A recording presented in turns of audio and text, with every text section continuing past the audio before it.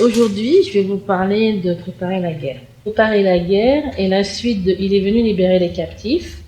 Et Rebecca commence l'introduction de son livre par une question où, en tant que chrétien, on se situe dans la vallée du jugement.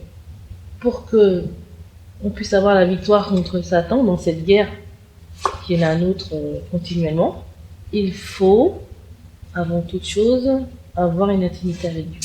Et donc passer du temps avec lui, lire sa parole et s'évertuer à suivre ses commandements. La plupart des chrétiens qui s'évertuent de suivre la parole de Dieu, selon les évangiles, viennent du catholicisme.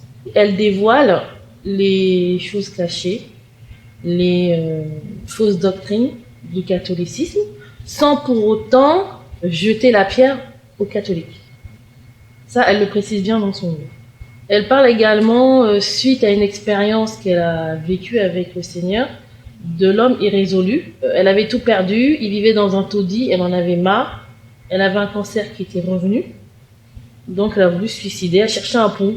Dieu lui disait, mais parle-moi, parle-moi. Elle dit non, je veux plus te parler, tu m'as abandonné. Jésus l'a convaincue en fait de ne pas se suicider, parce qu'elle dit, si tu te suicides, tu sais où tu vas aller. Et elle a appris la leçon, elle a appris ce qu'était un homme irrésolu. L'homme irrésolu, c'est quelqu'un qui va accepter les doutes, accepter les pensées maléfiques que Satan va lui injecter, et va oublier toutes les promesses de Dieu. Elle parle aussi de l'armure spirituelle, qui est mentionnée dans la Bible dans Éphésiens 6. Comment l'utiliser, que cette armure est vraiment réelle.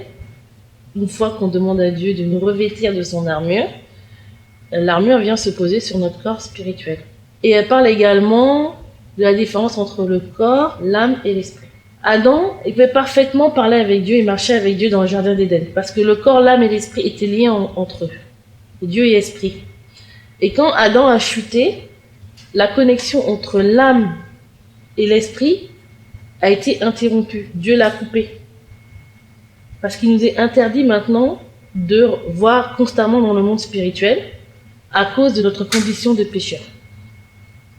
Et elle explique que les occultistes, ceux qui sont dans le monde dans la sorcellerie et autres, ont la capacité de voir constamment dans le monde spirituel parce que ce sont les démons qui maintiennent cette connexion entre le corps, l'âme et l'esprit.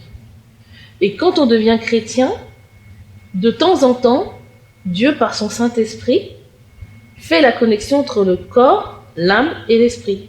Elle parle des délivrances, comment s'auto-délivrer, ce qu'il y a à faire, ce qu'il ne faut pas faire. L'autodélivrance, c'est le fait de chercher les portes ouvertes qui sont dans notre vie, parce qu'avant qu'on soit chrétien, on a une vie passée, et même quand on est chrétien, on ne connaît pas la Bible entièrement, donc on fait des erreurs. En se tournant vers Dieu, en cherchant les choses qui ne vont pas, Dieu nous révèle les différents péchés ou autres qu'il y a dans notre vie. Et donc on demande pardon à Dieu, on brise tous les liens qui ont été établis dans notre vie à travers les objets ou les péchés qui sont dans notre vie. Et par la suite, après, on ordonne aux démons de partir de notre vie, au nom de Jésus.